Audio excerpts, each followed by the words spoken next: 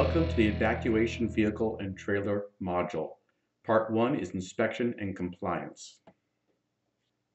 Part 2 will be going over towing, specific equipment, and best practice protocols. I want to give a special thanks to Officer Lauren Van Tassel of the California Highway Patrol Commercial Division. He was essential in getting this information together. So, why do you need to know this stuff? Well, there are lots of myths and misinformation concerning driving, and especially towing horse trailers. We're going to take a close look at best practices and California laws to get you the best possible information so that you can legally and safely operate during an emergency. Whenever possible, we will include the specific California Vehicle Code so that you can do additional research if you wish. I'm sure that there will be things in this presentation that contradict with what Uncle Bob told you when you were first learning to drive. Please don't ignore the wisdom and experience of good old Uncle Bob, but please be open-minded to these best practices. We want to start off with a pre-trip safety check. This is legally required for all commercial vehicles and highly recommended for non-commercial vehicles. You'd want to do this pre-check when you're applying and interviewing for the evacuation team. Also, you want to do this in staging before every event. Here is a sample inspection form. There's many on the internet, or you can make one of your own. Here's a sample of the certification that is used when you interview for the evacuation team. This must be kept in your files. Don't worry if you don't know where to find this information. We're going to go through that during this presentation.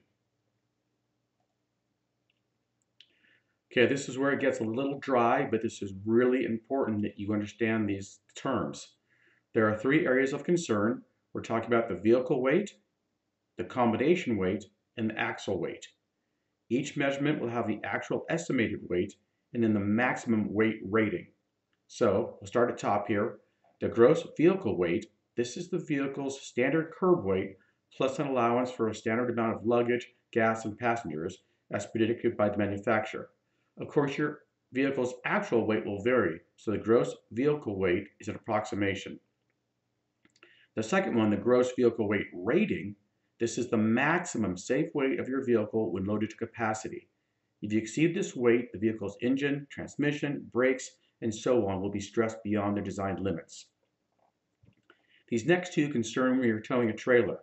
First one is gross combination weight. This is the actual weight of your vehicle plus the actual total weight, not just the ton weight, of your trailer. This number must not be higher than your vehicle's gross combination weight rating. The gross combination weight rating is the maximum safe weight of your combined vehicle and trailer. The next section concerns the axle weights. The gross axle weight are the weights expected to be placed on your vehicle's front and rear wheels. The two numbers are likely to be different to account for engine weight and other factors. The maximum gross axle weight rating is the safe weight that can be placed on your front or rear wheels while the vehicle is loaded to capacity. When you purchase a new tow vehicle or trailer, it is best practices to load it up with what you would normally carry and head on down to scales. All of North Valley Animal Disaster Group vehicles and trailers have been weighed, both empty and at full capacity. The weigh slip should be in a pouch with a registration somewhere in the trailer. So the big question is, do I need a commercial driver's license? The simple answer is that if you're towing a vehicle that is rated for 10,000 pounds, even if it's empty. So if you're towing a trailer and it's completely empty, it doesn't matter. If the DMV registration says that it's rated for over 10,000 pounds, you are required to have a commercial driver's license. DMV includes this graphic in their manual to help you determine whether you need a commercial driver's license or not. The key thing that you're going to be looking at is the weight of your tow vehicle. Does your pickup weigh more than 26,000 pounds? The second thing is, what does your trailer weigh? Does the trailer weigh more than 10,000 pounds? If either of those do, you require a commercial driver's license. So let's take a look. Does this require a commercial driver's license? What do you think? Well, the height, width, and combined length are pretty big, but the only thing that DMV really cares about are the weights. This is a pretty heavy vehicle. What do you think? Well, we go back to that chart. We see that the truck weight's over 10,000 pounds, so that requires it. The trailer weight's way over 10,000 pounds, and the combined weight is over 26,000 pounds. So all these factors combined make you definitely need a commercial driver's license to tow that rig. So what is your vehicle rated for? You need to know this information, so let's go through a little exercise on how to find this information. Most of the time, you can find the information for your vehicle in the driver's side door jamb. This vehicle is a 2000 Ford F-250. It's a 3/4 ton pickup, but what we are most interested in is the gross vehicle weight rating. Okay, so the gross vehicle weight rating for this vehicle is 8,800 pounds. That's the maximum safe actual weight of your vehicle when loaded to capacity. So let's do a little math here. If the gross vehicle weight rating is 8,800 pounds, but the gross vehicle weight, that's what the vehicle weighs, unloaded weighs, 5,500 pounds, what is the maximum weight that this truck is capable of carrying? Well, it'd be 3,300 pounds. The second piece of information that you might be interested in is the vehicle identification number. If you have the vehicle identification number, also called a VIN, you can search the internet. There are free search engines that will give you information on VINs. However, the best place to find any information is in the specific owner's manual that came with your vehicle.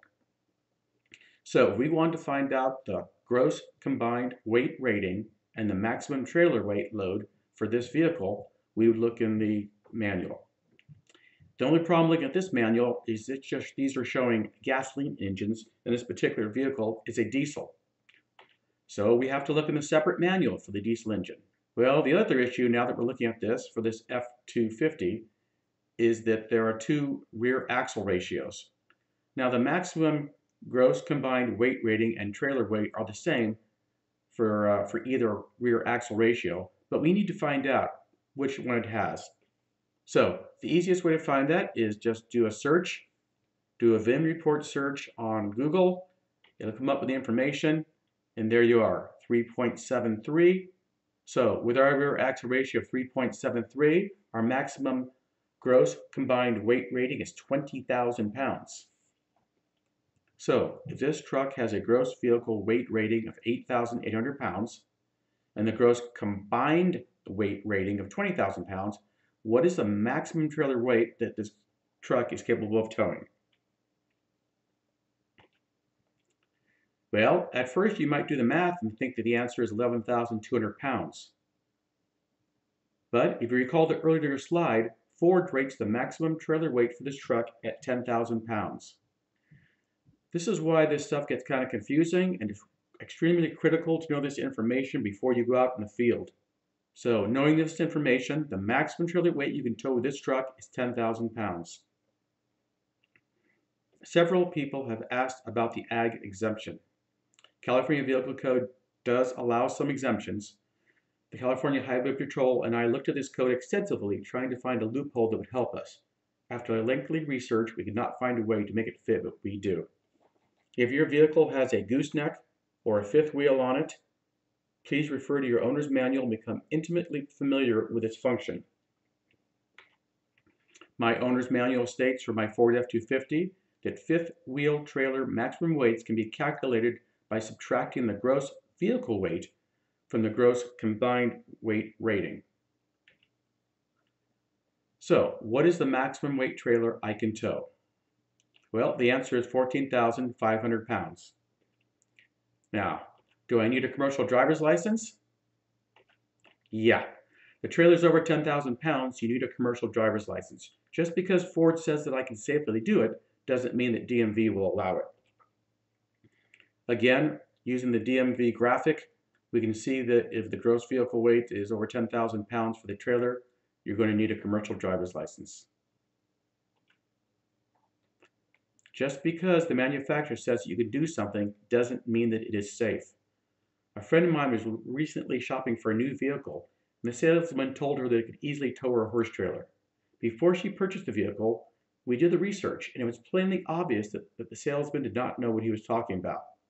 Remember, It is up to you to make sure that your vehicles are properly rated. Just because you've done it before and it did crash doesn't mean that it is safe or legal. What about if you do an aftermarket upgrade? Well, these may help you climb a hill with a heavy load, but they do not help the load or weight capacity of the vehicle. After all, the tires, steering system, and suspension are still the same. It is not mandatory to have a 4x4 vehicle if you wish to be on the evacuation team. However, it is highly recommended. Our hotline operators are directed to ask people requesting help, can a Prius make it up your driveway? However, sometimes they oversimplify the situation. Is bigger better? Everything is a trade-off. Longer vehicle is more stable, shorter vehicle is more maneuverable. What size truck should you purchase? We suggest that you purchase a 3/4 ton vehicle. They are more versatile and provide you with more options. Some single axle trailers and lightweight trailers like this Brender Up may easily be pulled by a 1/2 ton truck. All trailers should have a manufacturer's plate somewhere on the trailer. Even if you have this information though, it is highly recommended that you weigh your trailer empty and again at full capacity. Check with your insurance agent to see if you are covered for trailers. At the start of each shift, make sure you check your oil, coolant, and all fluids. Have extra and know how to check them. We typically don't suggest to carry extra fuel because of the safety issues, so make sure that you start your shift with a full tank of fuel. When working in disaster, fill out an ICS 213 for fuel. Also be sure to fill out the appropriate paperwork for any possible mileage reimbursement. As part of your pre-trip inspection, please check that your horn functions properly. Legally, tires must have two 30-seconds tread. That isn't much. We suggest much more, especially on dirt roads or during wet weather. There is a big difference between trailer tires and regular car or truck tires. We highly recommend that you only run trailer tires on your trailers. Unfortunately, it's a popular trend to not include spare tires with newer cars. Happily, this trend has not included pickups yet. Also be sure to have a spare for your trailer and the tools to change a flat. It doesn't help if you have a spare tire but not the correct size wrench. Your trailer and truck lug bolts might be different sizes, so make sure that you have wrenches for both. TPMS stands for Tire Pressure Monitoring System. There are aftermarket kits available for the trailer. They will inform you of the tire pressure so you can see if you're getting a flat, and some of the newer systems will also include the temperature of the tire. This will help you to predict if the tire is about to have a blowout. Make sure your headlights are adjusted properly. This adjustment might change when you add a heavy trailer. This could be a sign that you are overloading your vehicle. Have spare bulbs and the tools to change them. Use gloves to change bulbs. Any oil from your hands will cause a hot spot and burn the bulb out sooner.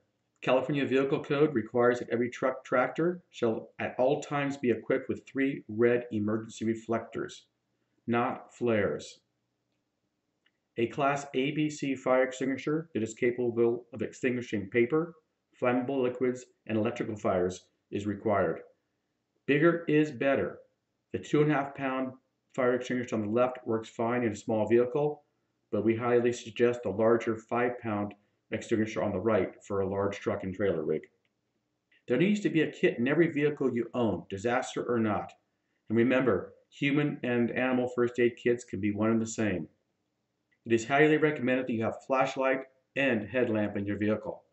Once you use a headlamp, you will love it. Filling out paperwork, changing flat tires is so much easier using a headlamp. There may be some concern about using lights near a skittish animal, so please refer to your animal behavior specialist, especially before using a headlamp. Yes, old-fashioned paper maps. The maps that the fire department gives us with the morning incident action plan are for firefighting, and although they sometimes include routing directions to the fire, they are difficult to read and sometimes not very useful for our needs. GPS is a good addition, but please make sure that you also have a paper map. Speaking of GPS, some of the newer radios have GPS tracking, so the dispatcher will know where you are at all times. This is an excellent safety feature. We require a full-powered radio for each evacuation team if they're going to be entering the fire area. This radio should have at least 40 to 50 watts of power and include a tuned exterior antenna. Additional details will be covered in the radio classes. Monitoring several frequencies during an incident is essential for safety.